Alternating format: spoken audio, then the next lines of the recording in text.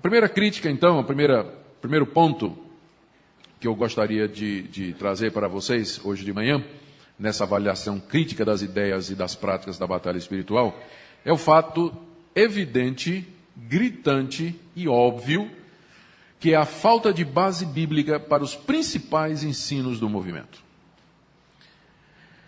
Aqui nós precisamos, desde cedo, fazer uma distinção. E essa distinção é extremamente importante. É que faz a diferença entre as igrejas que se apegam ao princípio de somente a Bíblia, só a Escritura, e as igrejas que não seguem esse princípio. Deixa eu fazer aqui uma pergunta para vocês. Se eu fizesse usar velas acesas no culto para o louvor de Deus, pode ou não pode? Algumas pessoas vão dizer assim, pode porque a Bíblia não proíbe. Tem algum lugar na Bíblia que proíbe que eu use vela no culto a Deus? A resposta é não, não tem. Mas a abordagem diferente é dada por outros que diziam assim, não pode porque a Bíblia não manda. Eu sou dessa segunda linha. Eu acho que a primeira, não pode porque a Bíblia não proíbe, ela abre demais, porque a Bíblia não se pronuncia sobre um monte de coisa. Então, é claro, a Bíblia não proíbe vela, a Bíblia não vai proibir uma série de outras coisas que nós vemos, por exemplo, acontecendo na Igreja Católica. Nós não vamos no culto da Igreja Católica ou no culto de determinadas seitas. Não há uma proibição bíblica específica.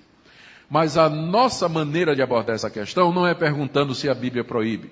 Nós queremos saber se a Bíblia nos dá uma base para que nós pratiquemos estas coisas. É nesse sentido que ela é a única regra de fé e prática. Porque naquele primeiro caso, a regra de fé e prática está sendo o silêncio da Bíblia.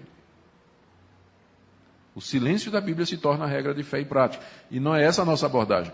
Se não houver uma fundamentação bíblica, se não houver uma orientação bíblica, quer por preceito, quer por exemplo, o que possa ser deduzida de forma legítima da Bíblia, então nós entendemos que a igreja não deve fazer. A igreja se guia pela palavra de Deus e não por aquilo que ela deixa de dizer.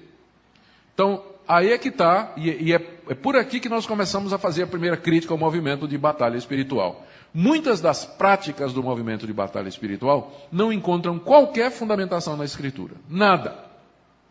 Por exemplo, a questão do mapeamento espiritual. Alguns anos passados, o Peter Wagner esteve aqui no Brasil. E ele foi convidado pela igreja presbiteriana, a minha denominação, que na época só o conhecia pelas ideias de crescimento de igreja. E não sabia, estava desinformada, foi um erro, estava desinformada que o Wagner tinha entrado pela batalha espiritual. E teve um congresso nacional de evangelização aqui em Campinas, foi aqui em Campinas. E nós convidamos o Peter Wagner para vir falar. E qual não foi a surpresa geral quando ele foi chamado para falar sobre crescimento da igreja, e aí ele começou a falar sobre batalha espiritual. Começou a falar. E ele disse que para nós entrarmos numa igreja, aliás, num bairro e começar um trabalho novo, nós temos que mapear aquele bairro espiritualmente. Como é que nós fazemos um mapeamento espiritual de uma região? Nós pegamos um mapa daquela região, dividimos em quadrados e oramos em cima de cada quadrado daquele. Oramos. E onde a gente sentir uma forte opressão, uma resistência maligna à oração, é ali que está o trono de Satanás. Então nós vamos lá nesse local, cercamos aquela área em oração e pela fé, pela oração de guerra, nós repreendemos o demônio, derrubamos o trono de Satanás e desta maneira aquela região está livre para a penetração do Evangelho. Para que possamos fazer missões ou evangelizar uma área, primeiro nós temos que fazer um mapeamento espiritual.